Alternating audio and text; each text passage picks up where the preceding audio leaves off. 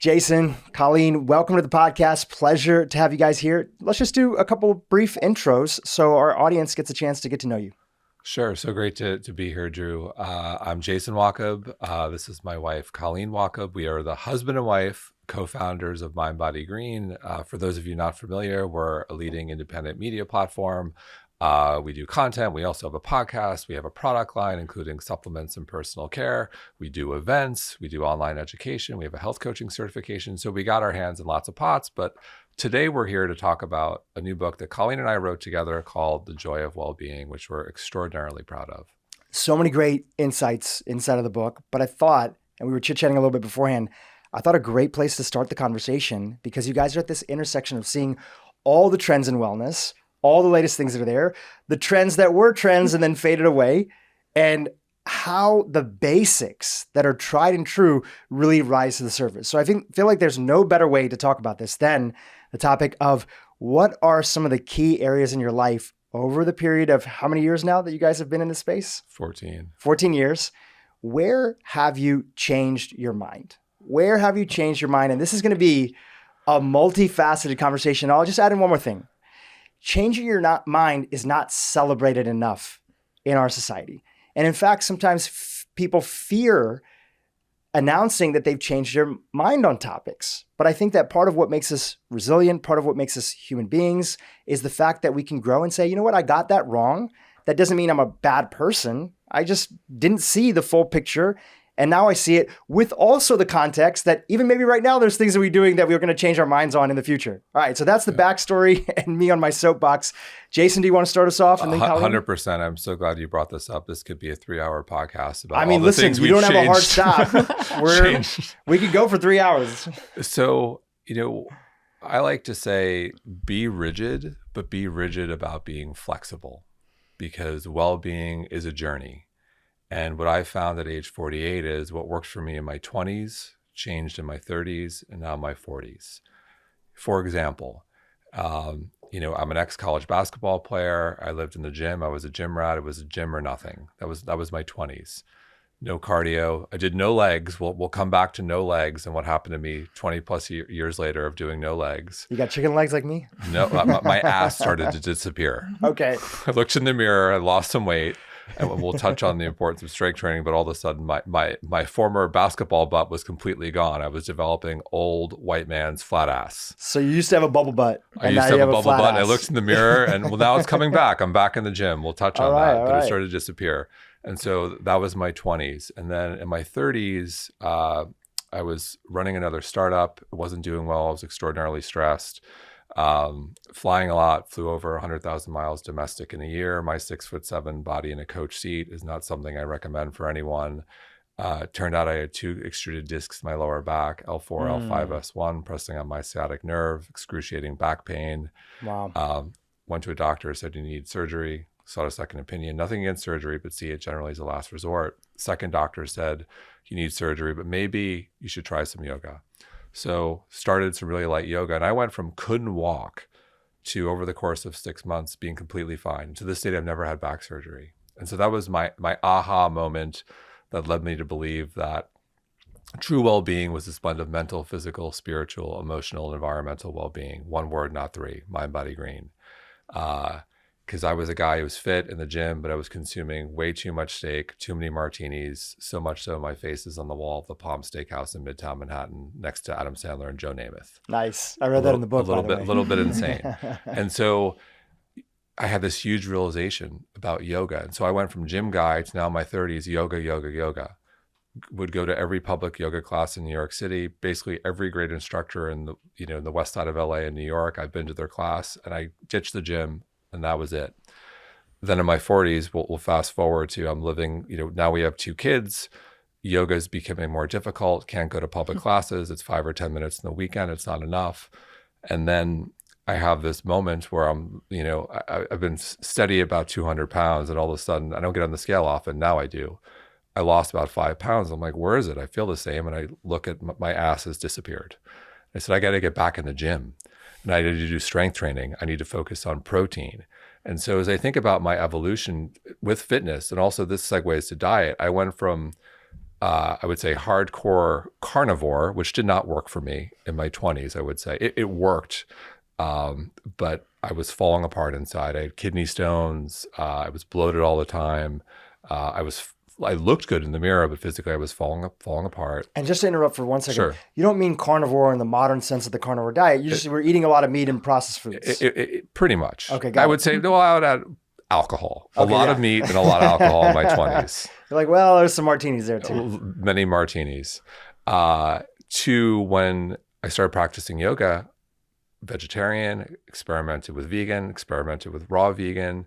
And then if I come back now to so I went, yoga, vegan, vegetarian. Now in my 40s, I would say I'm an omnivore, lean plant forward, not plant-based, and have now really focused on protein, because to promote muscle protein synthesis, to build muscle, which is a big focus for me, you need protein. More specifically, you need 30 grams per meal, and you need to make sure you have enough leucine, 2.5 grams, to activate the muscle protein synthesis. Otherwise, the protein kind of gets lost. And so now I'm back in the gym. So diet and exercise, to me, that journey has been incredible. And you know what? I'll change again. And so I come back to this idea of what's changed for me quite a bit. And we'll see what my 50s brings.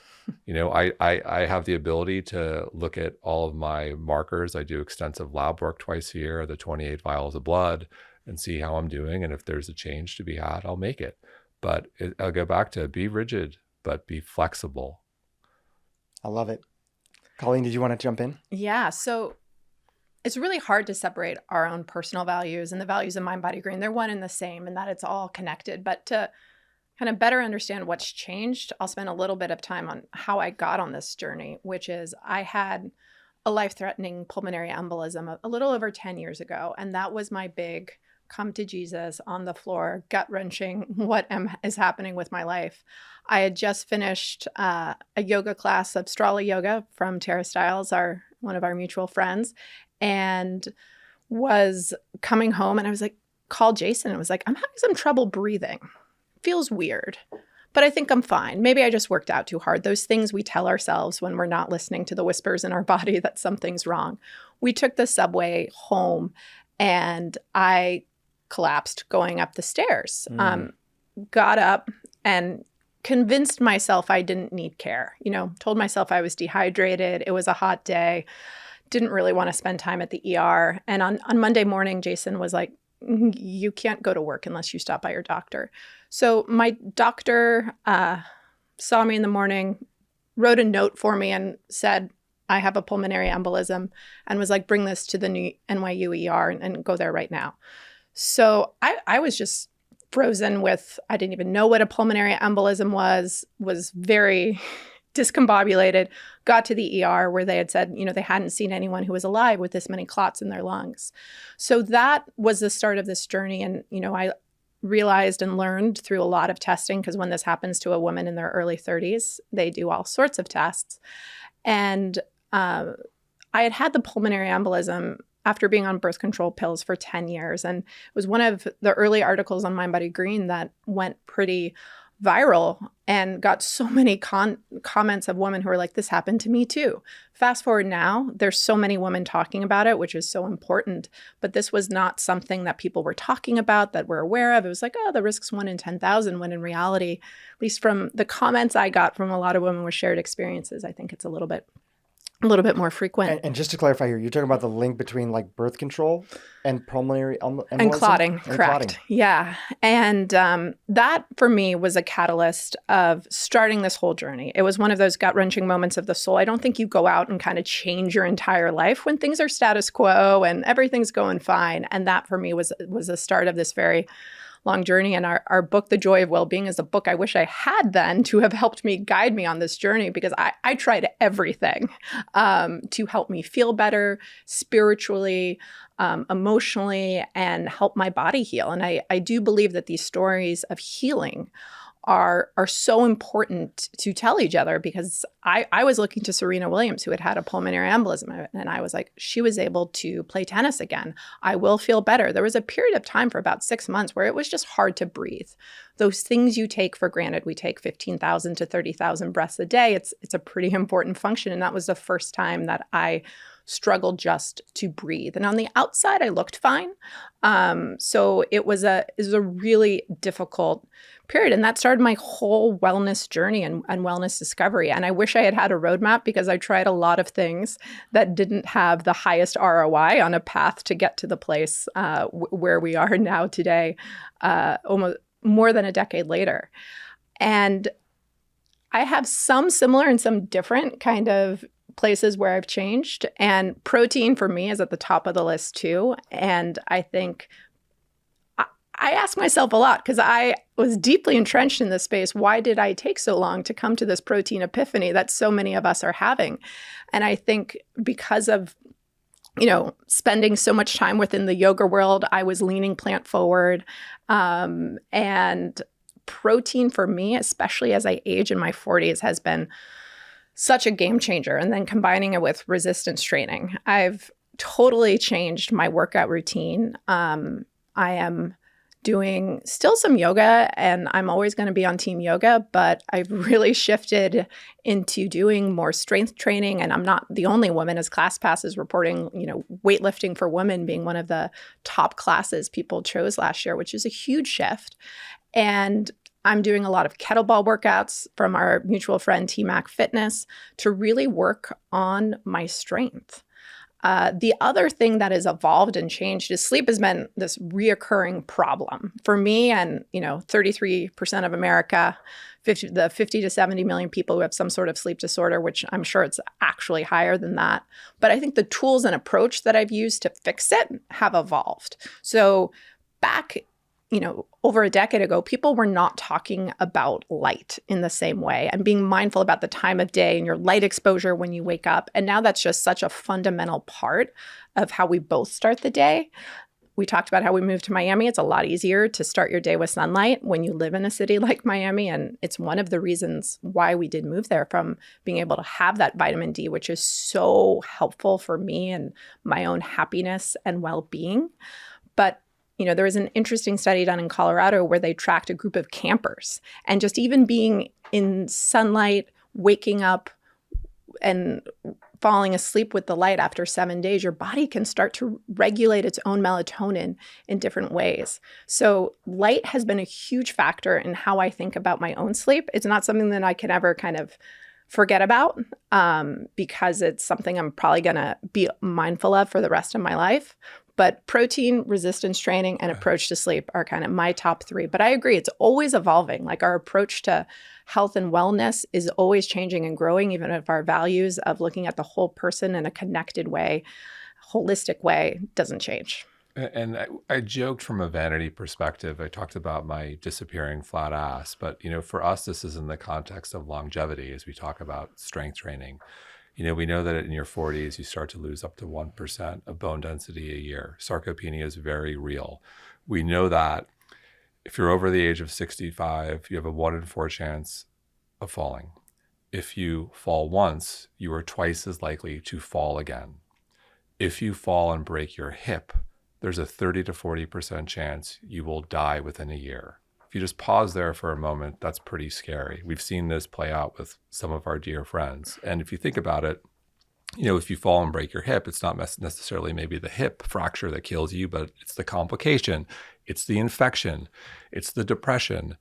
And, ideally, so the why behind the strength training and the muscle mass is, one, maybe you're about to fall, you're strong enough to grab something so that you don't fall and you have that balance. Or two, maybe if you do fall, you have that armor in that the skeletal muscle mass where you can break the fall so that doesn't happen. And for us in our 40s, this is definitely a priority. I love it. Have there been any people, like, I know for a lot of people on our podcast, Dr. Gabrielle Lyon was a big influence. Were there other people that are out there that were big influences for you? Love Gabrielle Lyon. Love Don Layman, Dr. Don Layman. He's done a lot of incredible work on. Yeah, he's her mentor too, right? Yes. Peter Attia has been great on this. A lot of people, but I think it's at the forefront of the conversation. And if you're in your 40s, it needs to be top of mind. So zooming out, and there's a lot of things you both said. So we got plenty of time. We're going to unpack those, and we have plenty more to get into too. So this whole plant forward movement and the plant-based movement, before that, which is obviously still around, some of the big sort of themes that came out of that, which some people still adhere to, were the components of, okay, first of all, even for a lot of people was like, is meat ethical, right? There was that whole kind of conversation, the spiritual, the animal welfare, which, most all of us care about animal welfare, and we don't want animals to be suffering unnecessarily in the sort of factory farming system. But I'm going to put that one aside, and I'll also put aside the climate change conversation, because that's a whole other thing that's there. And there's a lot of pieces to it, especially when you bring in regenerative agriculture, et cetera, et cetera. Now, talking about the nutrition side, I remember, because I was a raw vegan at one point in time too, living in Manhattan, going to Pure Food and Wine on a regular basis. If anybody's seen the documentary Bad Vegan and Sarma, a little bit about Pure Food and Wine. And back then I used to tell people like, oh, I'm reading all these books. People say like protein doesn't matter. How does a gorilla get their protein? How does a cow get their protein? How does a rhino get their protein? These are big, big animals. Okay, guess what? They eat raw greens. We're going to all just eat raw greens. And that was kind of the narrative a little bit back then. Then the narrative became like, oh, yes, okay, protein is still important, but you're going to get all of that from just eating, greens, quinoa, this, that, lentils. You can get enough protein, right? But it was a little bit of a combination of protein is exaggerated, and then what protein you do need, you can get it. Then later on, as the wellness industry and space kind of grew a little bit, you had people like Walter Longo, who is a great person, is putting out some great research and stuff, but really got people alarmed because he would talk about the connection of things like mTOR with protein. He would talk about these big observational studies about these societies around the world that had less protein and how less protein was associated with longevity. And, this is where the person who's listening listens to your podcast, my podcast, Dr. Hyman, everybody else. And then on the flip side, here's somebody like Dr. Gabrielle Lyon. Here's somebody like, Lane Norton. Here's somebody like Peter Attia, and starts to feel like, okay, well, what is it, right? So for you, when did you fully, besides, again, we don't want to keep on talking about your butt, but you brought it up, besides noticing your fading ass, was there an insight that kind of had you string all this stuff together, say, okay, this is where this one side, maybe the plant based community, I get what they're trying to say, but this is the part that they're sort of missing, because part of what you're talking about in the book is having the intelligence to step back and look at like the core basics that help us thrive as a human. But the people who are listening feel like they're getting mixed messages. So for you, whoever wants to start off first, what was that insight that had you like really be like, I think that there's more to the story than how I was approaching it? This is a big one. So I think for me, it was a couple things. One, you mentioned there are all these large, great observational studies or epidemiological studies, and they're a dime a dozen. And we have them on our shows, and they're interesting, and we talk about them. And, for me, it started to become clear with my own lab work that we shouldn't discount the N of one study. And the N of one is a U. And I'll use two real world examples of two friends of ours.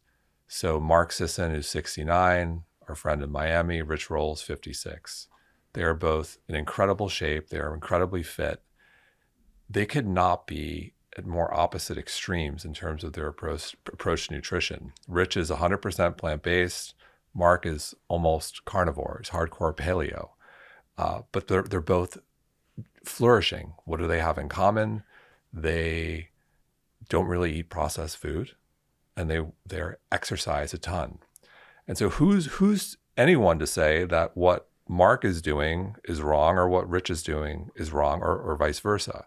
And I think, for me, what I started to see in my own lab work when I started to dial things in, I didn't fit in a box. And I think most people don't fit in a box. And it was important to us to give people the tools, which we talk out in a book, to come to some of their own conclusions around what diet works for them. I think at the highest level, we do believe in the power of eating real food.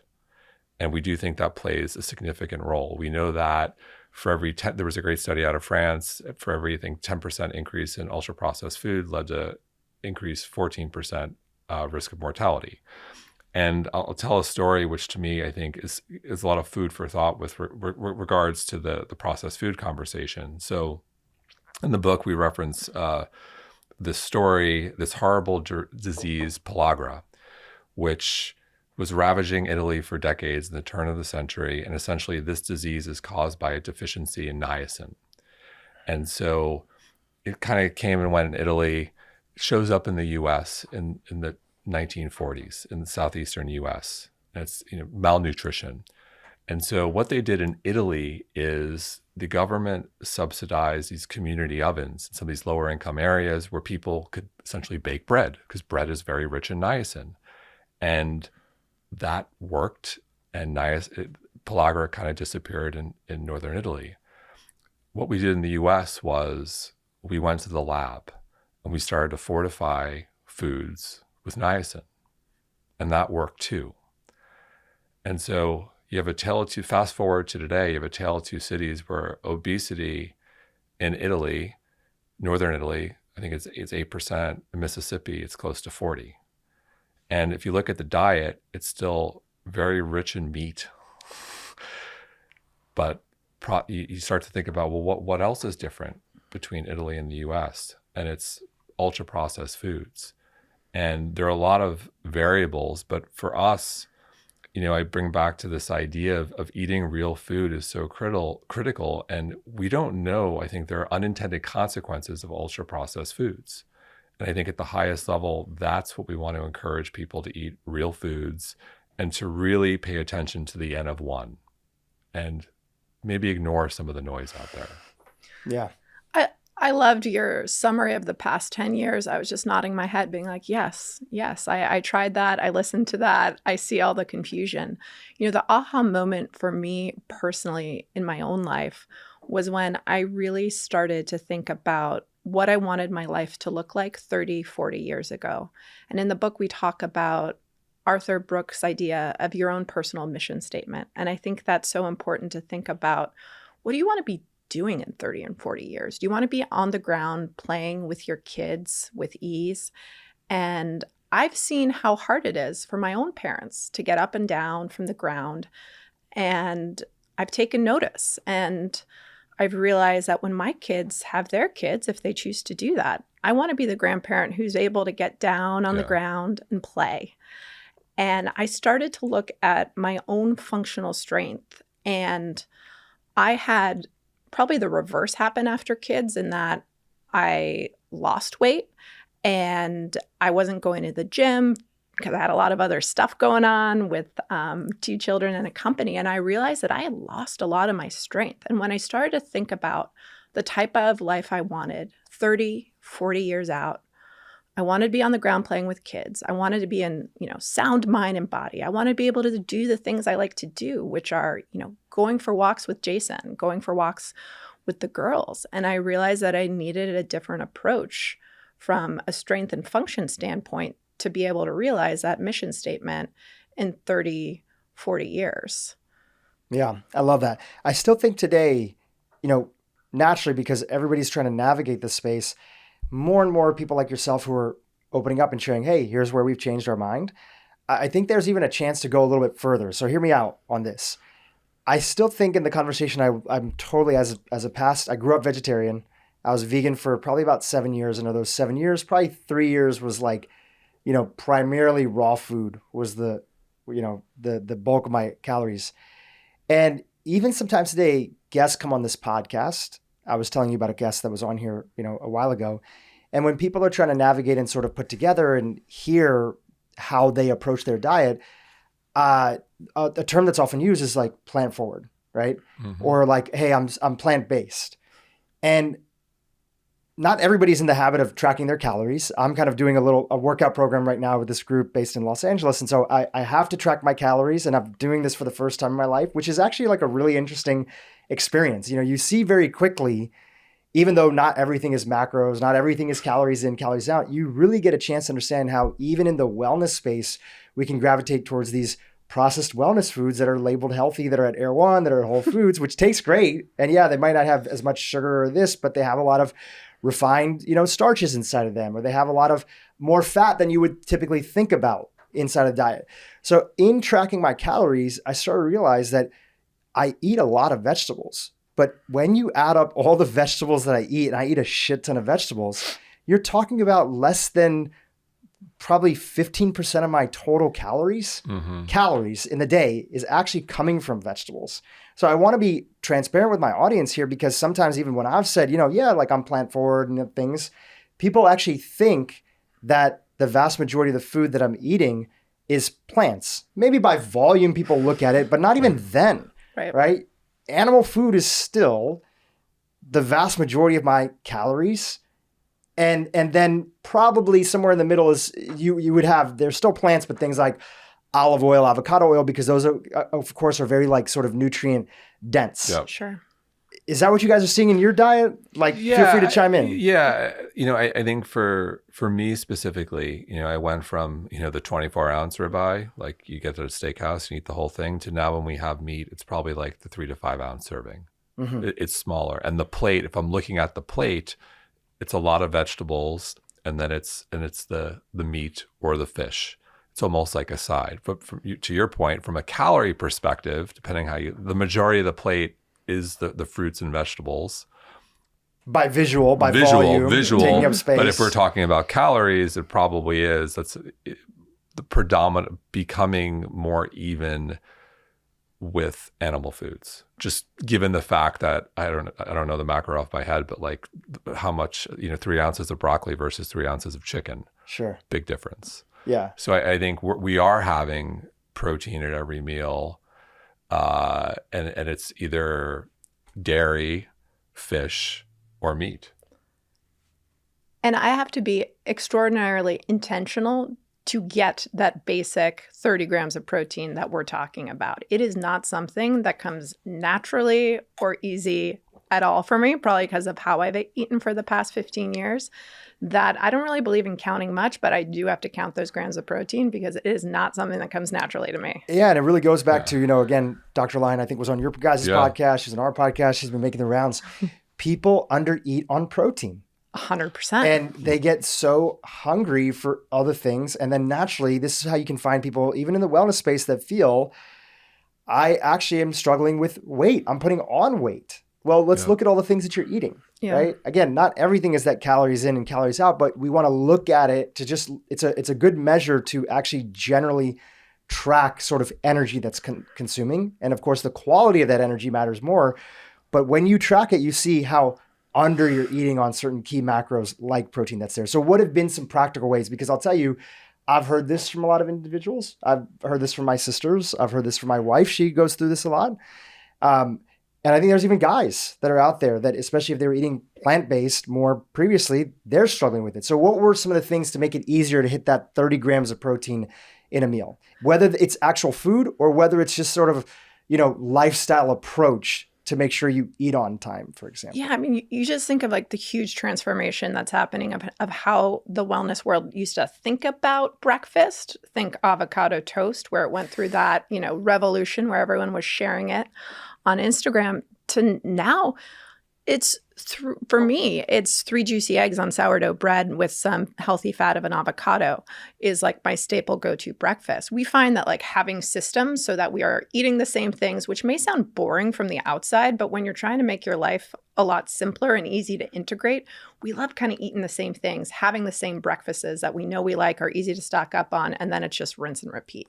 And is that 30 grams of protein? Just thinking like 3 eggs. That's not even there. Sourdough toast. I know. That may not even be there. You might have a little bit of yogurt. You got to throw in the yogurt. Grass-fed yogurt in there to make little Greek yogurt. Happen. Yep. Grass-fed Greek. Yep. We just stocked up our fridge here with. And I've learned to love sardines. Wild sardines. Learn to love wild sardines and olive oil. Yeah. But you're picking up on just how hard it is. Yeah, it's difficult. It's hard. It's tough. It's a retraining. It's retraining, and then also a lot of the foods that one thing obviously the wellness industry did great at is really helping people to demystify fat. People were so afraid of having fat, but because fat is so filling and so calorically dense, I noticed this myself. I'm like a huge olive oil fan, and I would have like a big fat green salad. And I would have that for lunch, and I have some sweet potatoes in there and olives and all these great things. And then I'd put in a can of sardines. But the can of sardines that I had, I might use half of it, and add all that stuff together. I was maybe only hitting like 12 grams of protein, 15 grams of protein when I really started to track it. Yes. And I looked at it and I was like, wow, I'm getting so full on the fat calories, which great, those are good for you. But I'm not eating enough protein. Let me add in the protein, dial back the fat just a little bit to still have a healthy component of fat. And then I actually, for the first time, started to see, like you were talking yourself, Jason, I started to see progress in the gym. I started to see my body composition shift, right? And those are like things that you genuinely feel. We wrote a whole article that we can link into the show notes on, you guys, we didn't mention it, but grip strength, right? Yeah. Grip strength being one of the number one, right? All the studies that are out there showing the connection between grip strength and longevity, which goes back to sarcopenia. Yeah. And then there's this other thing, which is in the last few years, we've had this revolution of, Mark Hyman, you guys know him well. He's an investor in mindbodygreen and everything. He wrote the first sort of big bestseller on blood sugar, right? It's called The Blood Sugar Solution. And then it kind of fizzled out, and people would talk about it a little bit. But with the advent of things like CGMs and so many more voices that are out there, Glucose Goddess, Casey Means, right? People started to see like blood sugar is so central. Our fasting insulin is so central.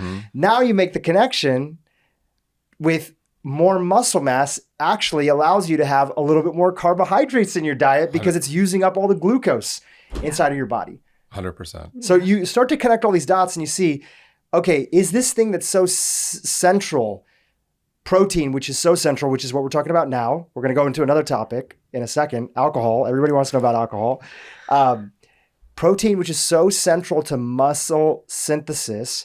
And some people are making you really scared about it because of its potential link to mTOR and longevity and other stuff. But you're like, how could this thing not be good for us? And maybe we don't know the full, complete picture. Maybe the full science isn't in, just a little segment of the science is in. Look, my take on, I think mTOR is interesting, but I agree, I don't think we have the full picture there yet.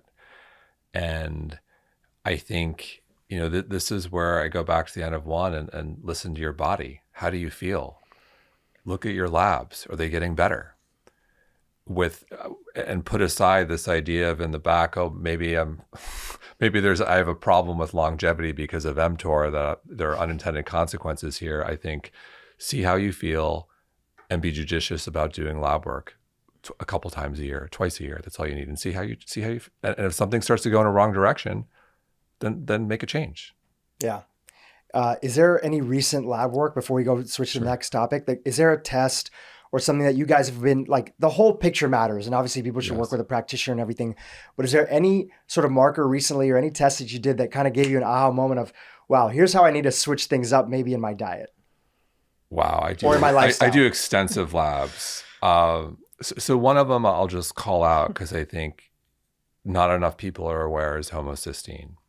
And so homocysteine is essentially an inflammatory marker. When homocysteine is very high, it could lead to the type of blood clot that Colleen had, pulmonary embolism, aneurysm, stroke. Don't want it. Your homocysteine should be under 15. So about 5 years ago, I started to become serious about blood work, given I have access to all these amazing doctors. And, my passion for longevity is due to the fact that men in my family have a poor family history. My father died of heart disease at 47. My maternal grandfather, heart disease at 49. Paternal grandfather, cancer at 44. So I'm in my 40s, got first young kid. I'm like, you know what? Maybe I should go beyond blood pressure. So I do extensive lab work with Dr. Frank Lippman. Everything's good except my homocysteine is 63. Which to this date, I've joked about this with Mark. I don't think anyone's ever seen it that high. Lippman made me take it again. It's a mistake. It wasn't. And so through supplementation, I became a big believer in supplementation because my diet was pretty good. I got it from 63 to 10. And the risk with homocysteine levels, it's almost like a J curve. The higher it gets, like the incidence, it's scary. And so that's the test, I think, and the why behind both Colleen and I have the MTHFR gene, like half the population. I have the double C677T. So I'm like the double gene, double copy. And so if you have that gene, you're at risk here, and not enough people know about it. So I just want to like call that one into question for everyone. Just get it checked, please. Because if you're listening, odds are you got the gene. Just make sure you're okay. So a recent test, I started, as I mentioned, the sarcopenia, the flat ass, strength training, longevity. So started to get serious about protein, started to hit the gym, started to get serious about body weight training too. And within a month, I gained almost 5 pounds of muscle mass. And body fat. Now that you're saying the link, now that your homocysteine was in check. Check. So 63 to 10. So that's one thing I want. That's a watch out. But like, going to the recent work I did was essentially doing a test of skeletal muscle mass. I think everyone should do that baseline and just increasing protein, being conscious around protein consumption, making sure I'm getting the 3 meals a day at 30 grams and hitting the leucine, and then doing strength training, was able to increase skeletal muscle mass by 5 pounds in a month. I'm 48. Right. And so that's another one. You can measure this stuff. Yeah. And so, how are you measuring that? Was that caliber testing, in-body scan, DEXA scan? In-body scan. Okay. In-body scan. Yeah. You were mentioning, I'll share a test on my end, and then, we'll go in whatever direction you guys want to go into. You were mentioning cardiovascular disease. Mm-hmm. So a topic, an area that is probably one of the most confusing areas, even for the people who study this, is the area of atherosclerosis, right? Yes. Like you're going in the direction of eventually maybe having heart attack, stroke, other things. So, even people in the wellness space know that, okay, LDL isn't the full part of the story, but there are some things that we should pay attention to. There's a lot of big observational data with the link of LDL. And then largely because of people like Peter Attia, sure, everybody started talking about ApoB. Yes, I've done that recently too. Yeah, so ApoB is another one. And then even with ApoB, this is just an indicator, right? It's not like if you have high ApoB, that in itself means that you have something going on, but it's like Peter Attia calls it shots on goal, right? Yes. All these little particulates are going to be the particulates in the ApoB that can disrupt the endothelial cells. And then inside of your arterial walls, you can get little pimples. And those pimples from these like shots on goal and damage, they can, as they develop a pimple, your body starts to put plaque around it, right? To sort of insulate that area. Now, that plaque first starts off as soft plaque, but then later on, that plaque becomes hard plaque. Yes. And that becomes a real challenge. The problem is, people have all heard of like a CT scan, right? And they always tell you like, go get a scan, like especially once you hit the age of 40. Yep. But generally speaking, if you're relatively healthy and you at least work out a little bit and you're not obese, most people are going to score a 0, right? Yes. Most men are going to score a 0. So it's not really an indication of what's going on right now. So then I met this cardiologist in St. Louis. And actually, this is another shout out to Dr. Gabrielle Line, because she was the first person to tell me about this scan. So this is called the Clearly scan. I've done it. You done it? Yes. So I got my results back. How was it? Like, what did you see? Like, what were the insights? So I had a 0 CAC. Yeah. At 48. And which is pretty expected, right? Again, that's the thing. But it's not for some people. For but some like people, you want to be 0. Yes, you want to be 0. What's interesting is 5 years ago, it was a 2. And I went from 2 to 0. That's huge. Yeah. Yes, that's huge. And I'm eating more meat. Yeah. Which is also interesting. And then I had a little plaque, nothing to be concerned about, but I had some. Yeah. And then were you given also, like, did you work on it with a physician? Did they give you any recommendations of things that you can be looking at or paying attention to? Essentially, for me, it was keep doing what you're doing and do the test again in 3 to 5 years. You just don't want to make sure, if you do have plaque, I think it's rare because everyone has some. Yeah, everybody has some. Totally. Just watch it. Like, is this ballooning? Is it staying the same? Just kind of watch it. But it was a fascinating test. So that was a takeaway for me too. If I look at I'll just reiterate, 5 years ago when I first did the test, I was probably 80% vegan, and now I am not. And I went from 2 to 0. Yeah, that's great. But the question is also too, you're working out now. You're Yes. doing things like cold plunge. Yeah, I'm not You're doing cold plunge. Oh, you're not doing cold plunge. I believe in it, but we're not doing it. Okay, cool. Well, we can talk about that in a second. But I'm sure there's other lifestyle factors. You're maybe even, drinking less, or do you not drink at all now? I drink less. Okay, you drink less. So it's not just diet, right? There's other things that are there too, but diet is a big part of it as well. Yeah, and I think, with cardiovascular disease, I'll reference my all-time favorite study, which we put in the book, is the Rosetto study. Yeah.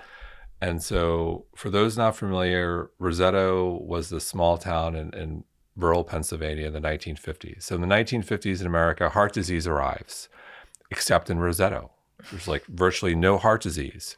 And so they look at this town, they say, what's going on? What are the things they're doing? And they were drinking nightly, they were smoking, they were eating meatballs, they were having pasta, all the things our guests say not to do for the most part. They were doing it every night, but they were doing it in the context of multi-generational living. It's a very close-knit community. They were celebrating birthdays, they were knocking on each other's doors, having people over for cocktail hour. And that was really powerful, multi-generational living, real IRL connection. And then in the 60s, what they found is when the community started to break apart, boom, heart disease arrived, caught up with the national average. And to me, that takeaway, specifically for where we are in this moment of time coming out of the pandemic, you cannot underestimate the power of real, meaningful social connection and the magic. There's so much we don't know. If you think about in the context of cardiovascular disease, they're literally doing everything you should not do, and they didn't have any. And to go back to your original question about what has changed on our perspective, I think we both would say the importance of connection. We know that loneliness has the same impact on mortality as having 15 cigarettes a day. And after we've all lived through some sort of big T, little t trauma over the past couple of years, we all know that the value of real, meaningful connection and having friendships that you can rely on, that you can count on when times get hard. There was a study from Cigna that 50% of Americans in 2019 didn't think that they had meaningful in-person daily connection. And I think we both wonder what that number would be today in 2023. But that's been something that wasn't really part of the wellness conversation over a decade ago is what are you eating? How are you exercising? And now I don't think we can ignore the impact of spirituality and connection on overall health and well-being. Yeah, it's so true. I remember reading the article when I think like Malcolm Gladwell was one of the first to put like the map on, like put Rosetta on the map with this article in the New Yorker. And another interesting fact that was there is that the average male was part of like 3 social groups. Yeah. Right? Like lawn bowling, the church group, whatever it is. And we are in a crisis of people feeling really even perceived loneliness, because a lot of people are around people, but they don't feel that sense of belonging or a sense of purpose or a sense of connection, even if there's people around them, so to speak. I mean, how many of you guys live in New York? I lived in New York for a little bit. There's so many people around you, and you might be seeing people at the office, but you can truly feel like you don't belong. 100%. Well, I want to go back to the clearly, because here's another part where I was going to share a little bit more, right? And I'm where I'm in your same boat, but I'm also not in your same boat. And it also just goes to show, which I want to be very transparent with my audience. I'm going to have Dr. Michael Twynham on, who's the cardiologist that I'm working with. He did the scan. He's working with me. And also the scan is kind of combined with my latest sort of full Boston heart panel and sort of years of all the tests looking together.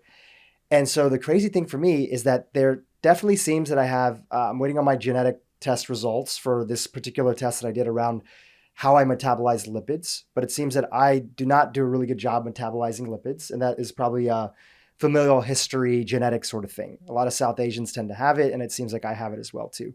But my ApoB and my LDL are like, I don't have the numbers in front of me, but I could probably pull it up.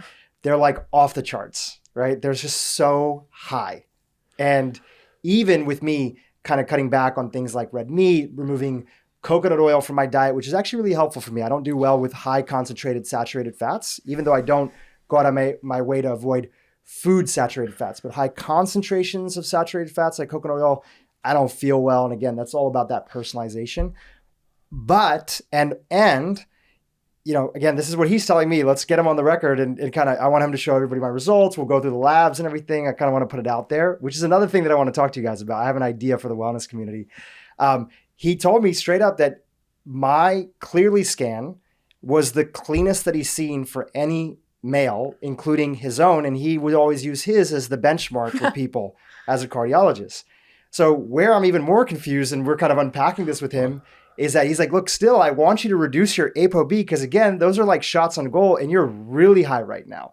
So now we're even debating whether we're looking at everything. Do I have to go down the track of medication? Not a statin, because that wouldn't even work in my situation.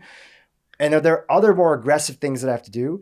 I also got a sauna because my brother-in-law is a cardiologist and he swears that the sauna has helped him sort of reduce his overall level of ApoB. So in one way, he's telling me that my heart is cleaner than anybody he's seen. In another way, he's saying that your ApoB and LDL is off the charts, which some people in the carnivore space would say, well, it doesn't matter. Just keep on doing what you're doing. Right. But he's saying it actually does matter. And we have to at least pay a little attention to it because we don't want to increase the likelihood. Is this way because you used to be a raw food vegan in the past, you know, and you just started eating meat at the age of like 26? Or there's a lot of factors that are there. It is. And with cardiovascular disease, you're always going to proceed with caution because if many, I forget the statistic, but many first incidences are the last. They're catastrophic. Yeah, the first time you have an incident, you could die. That could be it. It's like 40% of people or something. That could be it. And, you know, to your point, I still don't think we have a full picture there. So my ApoB recently, I was in the 80s, it went as high as the 90s, and I recently did it. I got it to 75, and which I was excited about. I want to get it lower. As Peter Thiel would say, he wants to obliterate his ApoB. And so what I found interesting is I had taken the ApoB test a couple of months after we had moved to Miami. And, you know, new city, we're going out to eat a lot. You're a tourist in your new city. So we're eating out a lot, having more drinks than probably usual, probably more French fries than usual, more everything. However, one, I'm enjoying it in the context of with my family. I'm having a good time when I'm having a drink, going out to eat, having the fried foods and so forth. But I'm also working out more. And to me, I thought it was fascinating in that, you know, for so many years, I've said this to Mark, we used to say, you can't exercise your way out of a bad diet. And I'm starting to think, maybe you can a little bit here. Well, you don't have a bad diet. You actually have a pretty good diet, and then you occasionally cheat. For those couple months, we were going out quite a bit. You know, what's the latest well, the body's also super resilient. 2 months is going to take a while. Yes. You know, turn that into like 2 years, and then maybe you'll have a better sense of things. A good story of the resilience of the human spirit and body. Not to mention your mood, your mentality, and of course, like you said, you know, the Miami connecting sunshine. with people, the Miami sunshine. Yeah. The freedom of just being able to be down there. Okay, I wanted to come back to this, but alcohol. You know, you mentioned in the book, you know, you used to drink a lot. Your photo was at a bar and for basically ordering a ton of martinis and all that other stuff. What was your alcohol intake like before you kind of really got into being dialed into the space? Too much. You know, and I think it's why I have caution around this idea of intuitive anything when you're not actually in touch with your body, because I think I was intuitively thinking that I should have 3 or 4 drinks. And it was that point in time when you have to, you know, perhaps lie to your doctor when you're telling them about your alcohol intake. It should have been one of the many red flags, you know, that I was consuming too much alcohol. And, you know, for me, the easiest way to make the change was looking at the implication on my sleep. And that was a real easy way to not just cut down on my alcohol use, but also bring it up. If I am going to have a drink, I'm the crazy person that likes to have the margarita at lunch. Day drinking, bringing it back in style, because if I am going to have one drink, I'd rather have it earlier in the day when it's going to have less of an impact on my sleep. But you have a book here from, you know, Stephen Gundry, and I think he has a good line. If you haven't started drinking, don't start. Yeah, totally. And what's it like today for you guys? Like, we'll drink occasionally. You know, I think I still love a great glass of wine, a good margarita, a nice cold beer. Maybe 1 or maybe 2, but that's kind of it. Whereas in my 20s, it was I really enjoyed New York to the fullest and would go out all the time and drink. And do you way think too also much. just by nature of you guys not being in New York, which is such a drinking town, do you think like just by nature of not being there that even it's cut down a little bit less now being in Miami? I think it's a couple things. One is New York absolutely definitely has a drinking culture. Absolutely. I think also having children, and I also think for me, the wearables. I wear an Oura and a Whoop, and I like looking at nice scores. And right away, you see how the damage it does to your resting heart rate, to your quality of sleep, to your HRV. It's just very clear. If you'd like to wake up with good scores, don't drink. And actually the long-term damage. Did you guys see this viral tweet by Mark Andreessen? Yes, he gave up drinking. He gave up drinking. Well, the punchline of it is, and I covered this in a previous episode with my buddy Antonio, he was like, I'm sleeping better. I'm more focused. I don't know if he referenced weight, but he mentioned all these sort of benefits that are there. He credited Andrew Huberman in his podcast on alcohol, which by the way was like the number 2 most listened to podcast all of last year, right? But, out of all podcasts. But then he said, and I freaking hate it. Well, I think, I do want to bring it back to joy. If you're out celebrating with friends and they're having a drink and it brings you joy to have a drink, have a drink. I think you do more damage there stressing about not drinking and being angry you can't drink. Assuming, of course, you don't have a problem with alcohol, have the drink and enjoy it. And I think, breaking bread, having a cocktail with someone, celebrating is really important. And don't give up alcohol just for the sake of giving up alcohol, again, unless you have a problem. Yeah. Basically everything that we've talked about today, whether it's how you move, how you eat, how you drink, it's better done in the company of friends and family. Yeah. And we used to talk about celebratory moments, but I think the tricky part for people, and this is where you just have to experiment. I actually think it's good to go off of caffeine for a little while just to see what it feels like. Right. And I don't like it. Yeah. I don't like it very much. And caffeine is a little bit different. Obviously, there's a whole different dependence, but I think it's good to just see what the baseline is, see what you feel, see how much you need. Usually when I take a little bit of a break from caffeine, I always come back to caffeine, but I may not need, 3 cups or whatever. Right. And I think the same thing is with alcohol. All of our tolerances sort of build up. We get used to it. And by the way, like life is so filled with pleasure right now that every occasion is a celebration. So I think the part that I'll push back a little bit on that, not push, but just add to it, is that we have so much celebratory things that are happening at work, at friends' birthdays, a family situation. Before you know it, you could be looking up and you say you're a social drinker, but you're drinking, 3 times, a week. And that's where you can just take a look and say, okay, would it be worthwhile to just take a little pause, see how I feel? And then it's fine to have it every so once in a while. The problem is that every so once in a while means a lot of different things to different people. Yes. Totally. Pick your spots. You're probably more social than we are. Because I don't have kids yet. It'll change once you have kids. Yeah, I don't have kids yet. I was like, we don't have to go to that. Sorry, can't make that wedding. And I think your philosophy on caffeine might change at that point in time too. Oh, listen, I mean, the good and bad of it is that I didn't get into caffeine until probably just a few years ago, right? So that's impressive. I just never, same thing with alcohol. I just never got it. I didn't understand it. I didn't get it. So I'm very much an outlier. And even then still, I love my coffee, right? I'm not planning on giving it up. It was more just a sense of trying to take a step back from things, seeing how you feel, just to get a little bit of a break. And then the caffeine actually even hits you. I took my whole family. This is kind of nuts. I'll do an episode with it. I'm going to have my parents on the podcast. So I organized an assisted psilocybin retreat for my family. And my parents were like, we want to go. We want to do this. My parents are not like hippies. They don't even really barely drink any alcohol. They've never smoked weed in their life. Like they've never done much, but they've heard a few episodes that I've done with leaders in this field. And they were like, this sounds really interesting. We want to do it. So we organized one. We flew out to Hawaii together as a family. My brother-in-law was there. My wife was there. And in preparation, the group that we were with said, listen, if you can and you don't get headaches, because there are some people that go away from caffeine and they'll get headaches and they have to be very mindful, of dealing with that. But if you don't get headaches, we sort of encourage you in sort of this week prep, at least cut your caffeine intake in half. And if you can, right before the journey that we're setting up for you guys, if you feel comfortable, again, it's for everybody's individual choice, go off of caffeine. We just want to remove some of the things that are there. But also, if you aren't off of the media, like switch off the news, right? Don't be watching and sort of taking in super stimulating things that are sort of fear-based. And they gave us a bunch of prep, add in a small meditation, just even 5 minutes a day, do a little bit of journaling, set an intention. And, my parents had one of the most magical, mystical experiences of their life, right? They had like such a beautiful experience.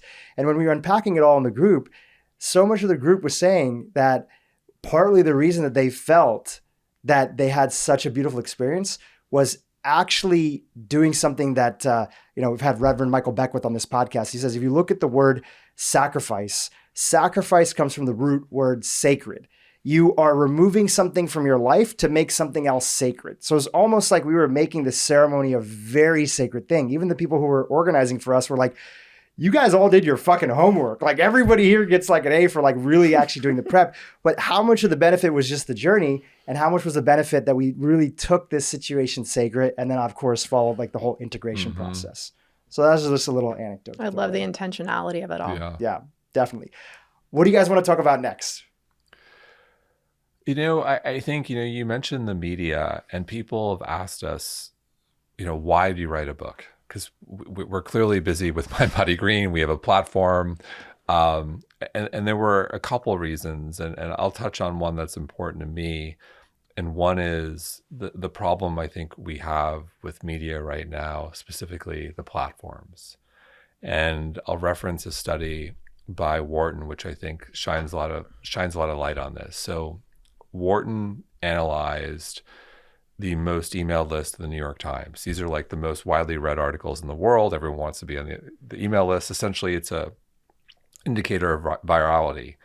And they looked at the pieces and they classified them by emotion to look at patterns. And the top three were anxiety, awe, and anger. Guess what number one was? Anger.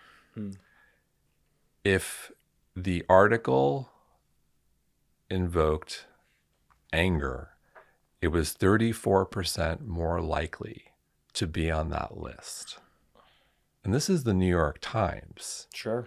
And so if you take a step back, media, platforms, algorithms look at engagement, they look at comments, and unfortunately, anger is the most primal emotion that drives so much of the content we consume, not only politically, but in our world.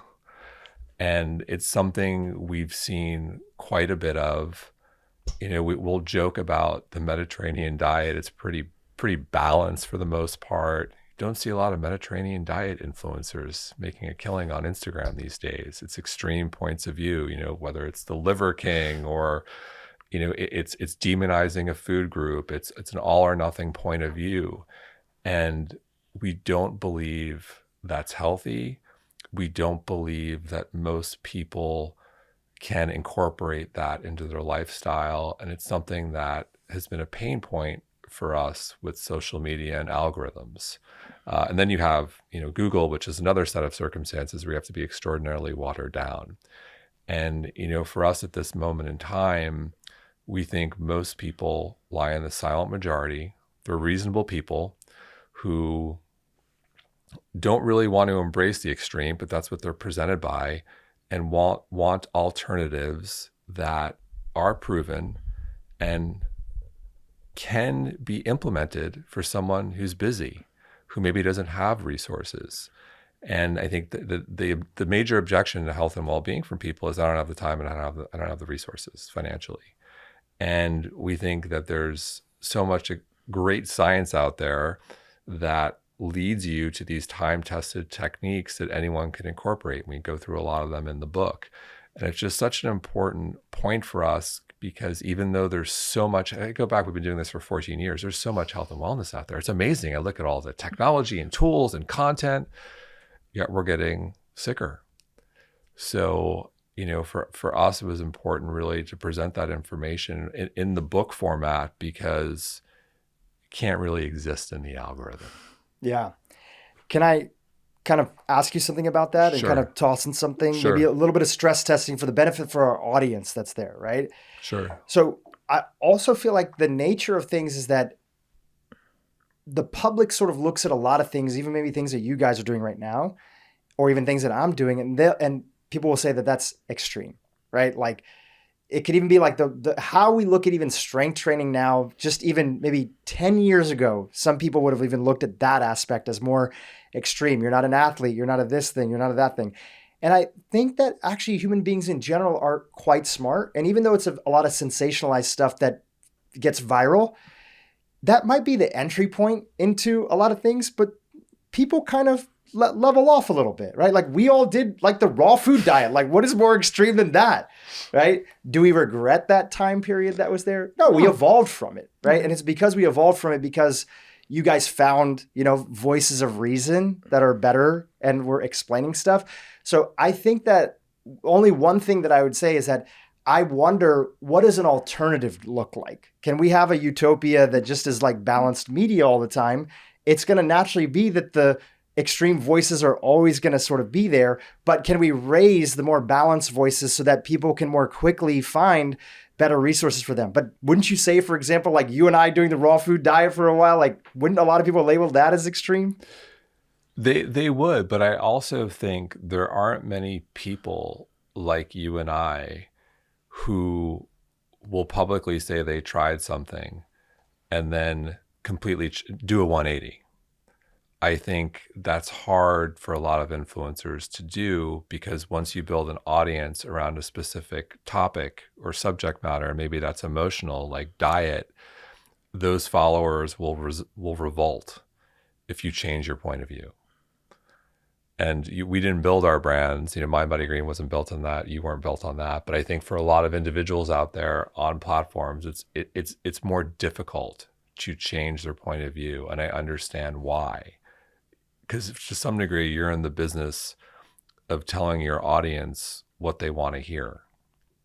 And I think that's an issue. Well, and what we're having right now is an extraordinarily nuanced, honest conversation, admitting where we've evolved, where we've been wrong, where we and where we are today. That's really hard to do in a snackable moment where what's going to get your attention on social media is that first 5 seconds of a hook. And it incentivizes these polarizing points of view. And I do hope that we get to that point where the nuance prevails and the conversation becomes a little more civil. Because the reality is most people can get to 80% of their optimal health and well-being without going to these extremes and without, that can be easily integrated into their daily lives. And that's really the crux of the book. And we also talk about the 20% to get you to that optimal sense, a place that Jason spends a lot of his time. But I think it makes health and wellness feel unattainable for so many people that don't have those resources of time and money. I think you said a key word there, which is civility, right? We don't actually want less polarization. Polarization is debate. And debate makes us all healthier. It's how we evolved because we saw two people debating about different ways to approach things. What we're really looking for is civility. It's a great ad. On the flip side, we all need to understand people, listen, even I fall into this without even trying to necessarily do it. I had on Callie Means on our podcast recently. Mm-hmm. Have you guys been following his work and everything? Sure. He basically is now a whistleblower. And in his new work and the new company he's founding and talking about the incentives that are out there and some of the playbook that big corporations use to sort of stack the weight in favor of confusing the population. And in his particular episode with us, he talked about how Big Soda was basically saying that the laws to try to take soda off of food stamps as one of the main food ingredients that's purchased on food stamps in the SNAP program was, people they were calling opponents of that racist, right? That was his viral tweet and everything. I was angry. And I knew it was happening. And even people like my dear friend, Dr. Mark Hyman, again, you guys know him too. He's had experiences with that. But the way that Callie said it, the way he talked about it, I was like, you know what? I want my audience to get riled up about this too, because this is kind of fucked up, right? Now, I also know, and there's the Eckhart Tolle side of me that's like, I get it. And this is like the sense of stuff. We need to have the good voices rise up. But I wanted people to be angry about that situation. I leaned into probably a title that got people angry, and that episode went viral, right? Now, it's a long format conversation. Of course, there's clips along with it too, but I want to say I'm the first person to play into it when I feel that it suits my needs, Right. or that I feel that I'm on the right side with somebody. You know, we mentioned Dr. Gabrielle Lyon, right? Yeah. When we had her on, it was just at a very interesting time where Instagram was launching Reels to compete with TikTok, right? And it just coincided that the Reels that we did with her launched at a time where like they fucking blew up like crazy. The one clip that we had of hers has like now 10 million views, right? And every day I get DMs from plant-based people saying, you are promoting an extreme view, right? You're promoting an extreme view. So I'm being accused of the same thing that we're talking about over here. So I think that the nuance on the nuance is that everybody feels like they're not doing it, even the people that feel like they're coming from the right place. I agree with that 100%. because there's a certain amount of just to be on the internet in 2023 where you have to grab people's attention because there's so much of it between Reels and TikToks. Even if you believe in it, right? Exactly. Like I'm telling you, like I was angry about what Callie was talking about, and I wanted other people to be angry about it too. And they should be. Right? And I felt like this was an important thing. So, you know, I'm playing into the same things that people talk about. And we also, love you, Gabrielle Lyon, had a similar experience when we had Gabrielle Lyon on our podcast. And where it crossed the line for me, you brought up the word civility, is we had well-known influencers posting her clip as a way to take her down without the context and the nuance of everything that she had said in the conversation, where it was just to gain more followers when you're posting something without all the context and the conversation. I think that's the difference. It might have been, right? Look, you need to do what you need to do to attract attention in this world. But I think what we're trying to call attention to is there are people out there who specifically come to the table with the idea of inciting anger. And so the Gabrielle Lyon example, we had her on our show. We were talking about different modalities and we asked Pilates, is Pilates enough if you want to, really build lean muscle mass? And she said, no, it's not. You need to do resistance training. She also said she likes Pilates, but so that reel was posted, and then we had a prominent influencer in the space go after her and said, this woman's trying to take down Pilates, essentially. And to me, that's a difference where you disagree with someone. And so rather you brought up civility, trying to have a conversation of, let's talk about our disagreement. I disagree. I think Pilates is great for X, Y, and Z. It was, let's take her down. Let's cancel her. Let's bring our army together. Let's bring our army. But also, if you talk to that person, and I don't know who this person is, right? Probably you got them on the phone. They probably felt attacked by that component that was there, right? Like they probably felt attacked that clip existed. She didn't include did you guys include the thing that said that, hey, like I like Pilates, but it's not the way to do stuff? Or was it just we had like some more context in the caption. In the caption. In the caption. In the caption. But I think in general, this idea of, I think for a lot of people, their belief system can become ideological. And if someone challenges that belief system, it can get very ugly quickly. Yeah. And I say, like, let others get ugly, because that's actually a byproduct of the difference that you're making. If you need to correct, like, is there a magic world where people don't get ugly? Right? I guess that's my question, right? Like, what is our dream vision for it? It's kind of like the market is the market. And mindbodygreen has grown so much tremendously because of social media. Yes. Yeah. My businesses have all done really well because of social media. And generally, it's the news cycle. Things kind of pop up a little bit and they fade away. And I would say that actually, even though our bigger population that is the ultra processed food, doesn't have access to health, is struggling with basic healthcare, which is a big problem in the United States, that side is getting sicker. But then there's this other side that's actually getting healthier. It's a small percentage of people, right? So we have this split, which is super fucked up and unfortunate, right? But I would also say, like, I guess I'm just adding in. I'm not trying to be difficult to be difficult. No. I'm just like, what is the alternative? What are we wishing for? Well, I think all of us in this space, we all are trying to help people. And I also think you mentioned the two groups. There's this, there's us group. We're all getting healthier. We're all focused on longevity. And then you got this group over here who's sicker and they're not getting well. And I also think this group over here is looking at us and seeing us fighting and saying, you guys are fucking crazy. I don't know if I want to subscribe to this. Not just health and wellness. You guys can't agree. Everything. I know. Everything. I know. But politics. We're the good guys, though. We're the good guys. And I understand. That's what we tell ourselves. That's what we tell ourselves. Oh, we're on the west side of LA. Come on, it's all good. We're the good guys.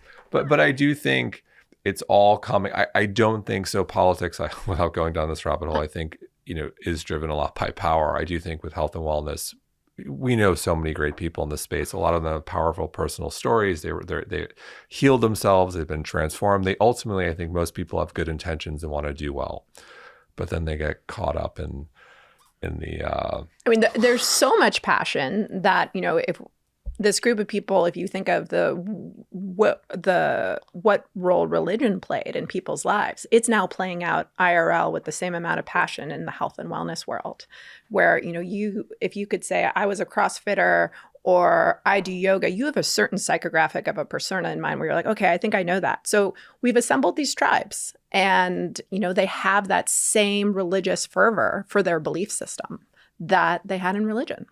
Totally. And I think that's just a byproduct of where we're at. And we've all been part of that tribe advocating that our side had it right and the other side had it wrong. I think a really good trend that I'm seeing now, which I'm so excited about, and in the wellness space, and I think Andrew Huberman is one of the main ones that's leading this, is he's inviting on people on his podcast that he disagreed with him and that he changed his mind on, right? Even us doing this episode where we're long format talking about things we've changed our mind on.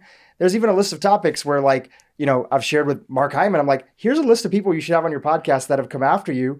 And you know what? They might have had some interesting points that are over here. Have a conversation with them for the betterment of the community. Show your homework, show where you're coming from, and double down on the things that you actually get a chance and believe in. So I think the dialogue is what society's craving for, yes. Right?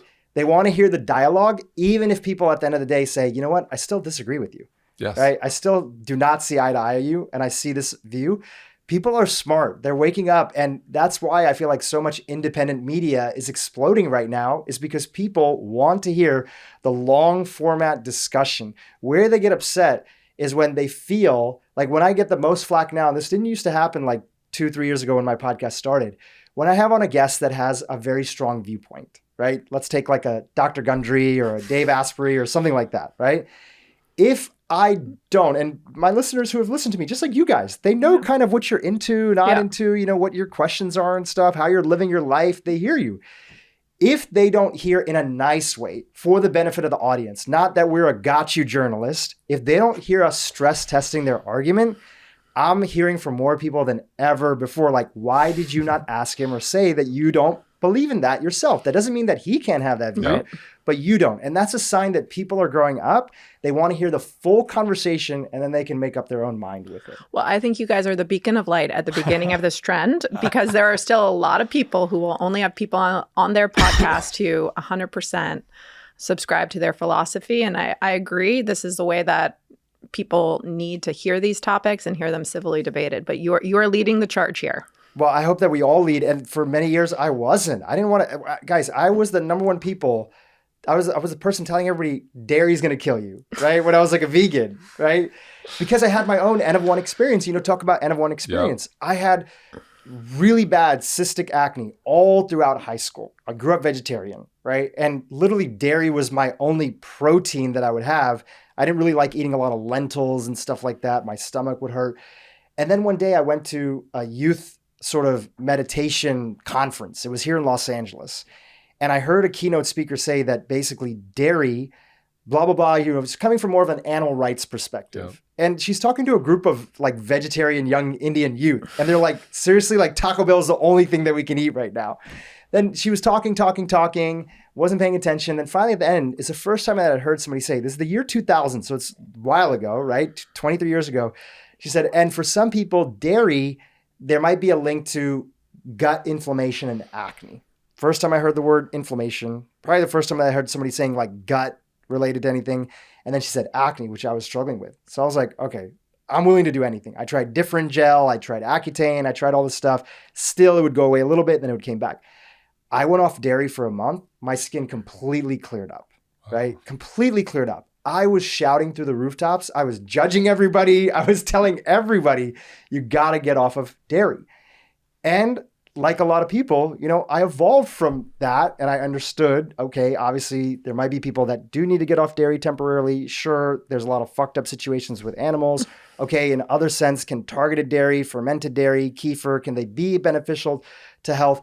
So I kind of think that more information, more discussion, the fact that you guys have a podcast, I have a podcast now, so many more people are putting out their stories and their experiences. It just feels like our only way out of this mess is not less debating. It's more people putting out content and sharing their journey so that they can faster, more quickly get out of this limited point of view that they're in.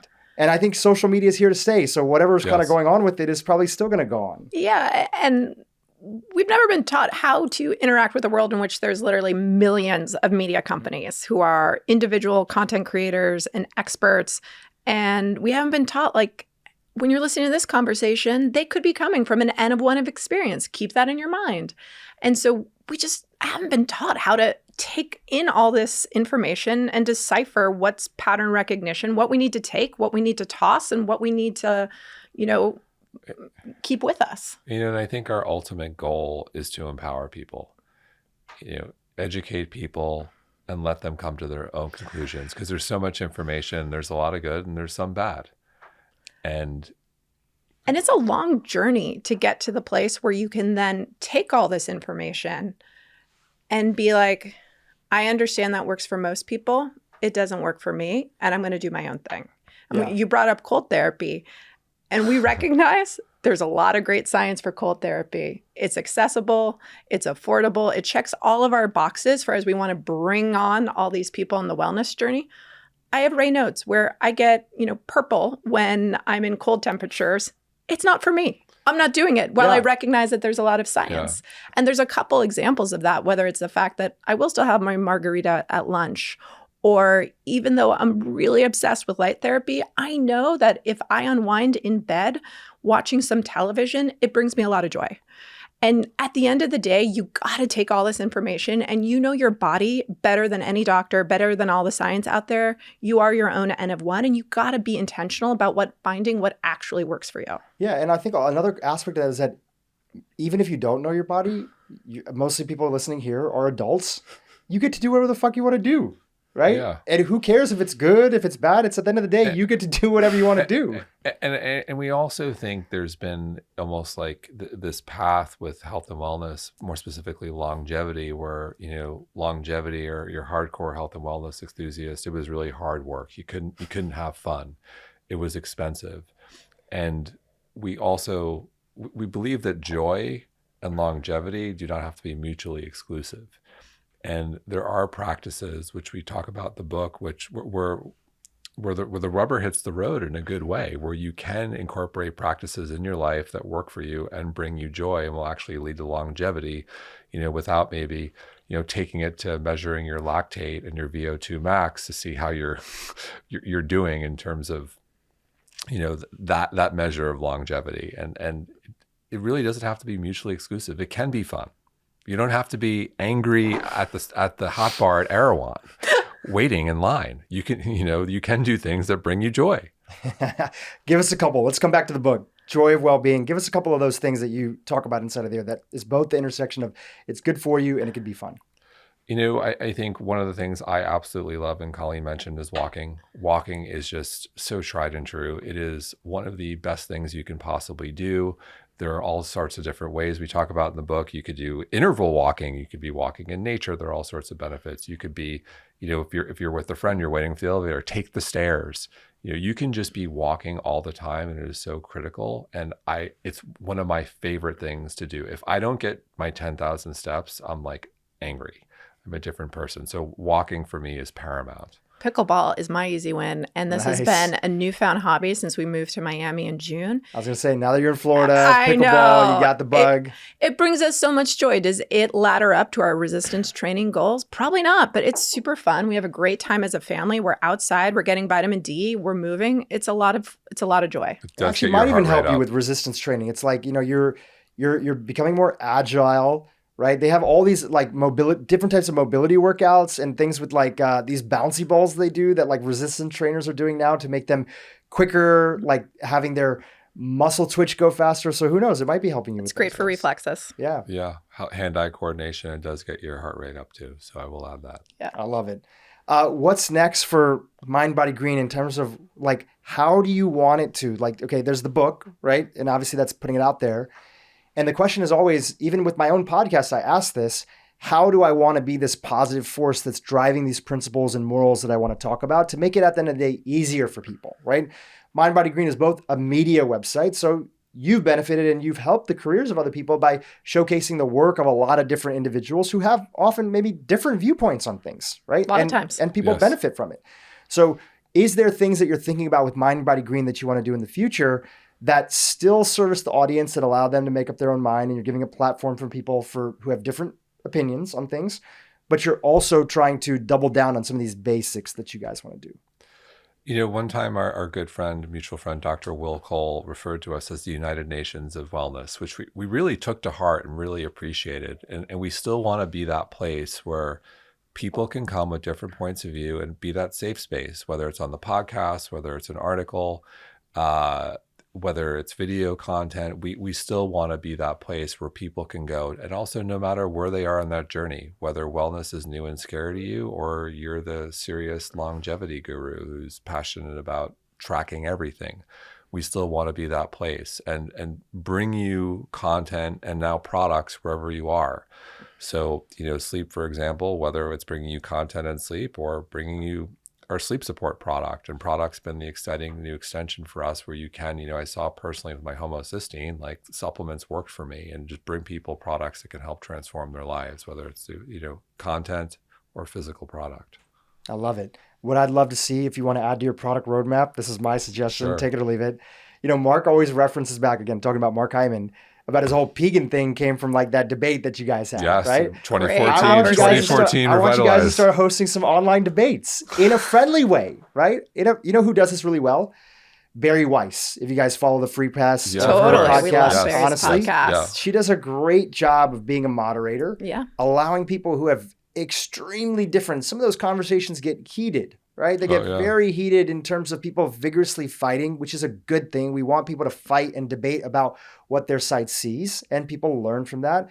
And you need a strong moderator to kind of hold it together. But I actually think that the audience is craving that. If you guys don't do it, I'm going to probably do it. Like people want to see these dialogues, but they want to see the civility. Going back to what you said, Colleen, they want to see the civility of like, hey, by the end of the day, by the way, at the end of the day, most people who are probably not the same people that are listening to this podcast here, right? Generally speaking, these are going to be people that have multiple jobs. They don't have time for, you know, listening to a podcast for an hour and a half or whatever it might be, but maybe their friend shares a few nuggets of wisdom with them. But those individuals are going to benefit from walking a little bit more, getting off of ultra processed foods. In many cases in the United States, unfortunately, it's probably getting some sort of job that gets them access to healthcare that doesn't have super high deductibles, right? And getting off of maybe liquid calories and having some sense of community in their life. That alone is so hard, but the vast majority of people are going to just benefit from just that aspect, right? Those basics. So I think that there's a place to have really fun and engaging conversations, because I'll tell you that one of the things that, again, that I just hear from my audience again and again is that you have people on, but this episode, this person's saying the exact opposite thing that this person said in this previous episode. Sure. Well, let's get them together and kind of hash it out and have some great moderators lead it. So maybe you guys do that in the future. Love it. That was one of my all-time favorite revitalized moments. That Yeah, it was Joel Kahn, Frank Lipman, and Mark. Yeah. The difference was they all liked each other and respected each other. I think And I also think that's why it went so well. Yeah, I've thought about that one a lot. It was. Yeah. They also bonded for a day before the Yes. talk, so they broke bread together. They had the opportunity to connect as humans. They weren't on a Zoom interview, or they weren't just thrown on stage at the last moment. They were at an event that was all about collective well-being. So there was a community aspect to it. And so even if the house rules weren't articulated, they were articulated through the way in which the event was run, that this was the type of conversation we were going to have. Right context and right setting. For sure. And that may not always be possible, but at Yeah. least you as a moderator can come in kind of like a parent and say, hey, Play nice. Listen. Totally. So the year after, we tried to recreate that with Dave Asprey, Garth Davis, and Rich Roll. I don't know Garth Davis. I don't know who that is.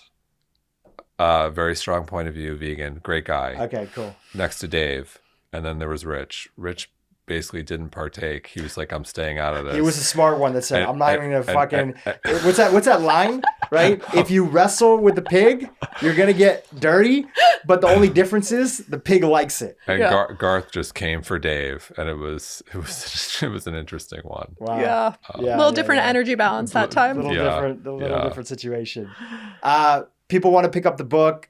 Do you guys have a website for it? Yes. Do they go to mindbodygreen? Yes, thejoyofwellbeing.com. Amazing. Are you doing any kind of like fun bonuses or any kind of extended stuff? Yes, we have an amazing bonus. We've talked about sleep and Colleen's extensive sleep issues. And so the sleep doctor himself, Dr. Michael Bruce, we have some great tips from him for anyone to help get their sleep back on track, which Okay. anyone can access. Cool. Awesome. We'll link to them in the show notes and we'll have it in the YouTube. We'll put a little URL over here. And then the supplements, do you guys want to just mention that where people can find those too? Sure. MindBodyGreen, shop.mindbodygreen.com. We've got an extensive portfolio, everything from sleep to our multivitamin. Each of your favorites? What's like the, there's probably a lot of favorites, but like the go-to? My Desert Island product is our Sleep Support Plus. Sleep support. Magnesium, jujube, and pharma GABA. Nice. And then for me, my methylation support, Yeah, my homocysteine went from 63 to 10. I can't make that up. that's awesome. Very cool. Jason, Colleen, thank you guys for coming on the podcast. We kind of went in a lot of different directions, but I appreciate you, being willing to have the conversation. It's kind of really interesting because we both, you guys are more, you're writing the book and you're more closer to the expertise than, I am. I just like to ask the questions, but we both sit at the interesting intersection of being able to see a lot of different trends that are out there. And we both have had a long journey in sort of the wellness space. So I think people want to hear that insider view that you guys definitely gave, which is at the end of the day, no matter how confusing things are, you can always return back to the basics. And it's what the basics that end up mattering. So thanks for reminding our audience about that. Well, thank you so much, Drew. And again, to reiterate, be rigid about being flexible. It's a journey. Awesome. Thank you guys. Take care. Thank you. Hey, YouTube, if you enjoyed what you just saw, keep watching for more great content on how to improve your brain and your life. You can burn excess body fat. And that leads us back to this whole idea of whether fat is good or bad, right? Because most of us, I think as adults, and probably shaped from the time we were teenagers, have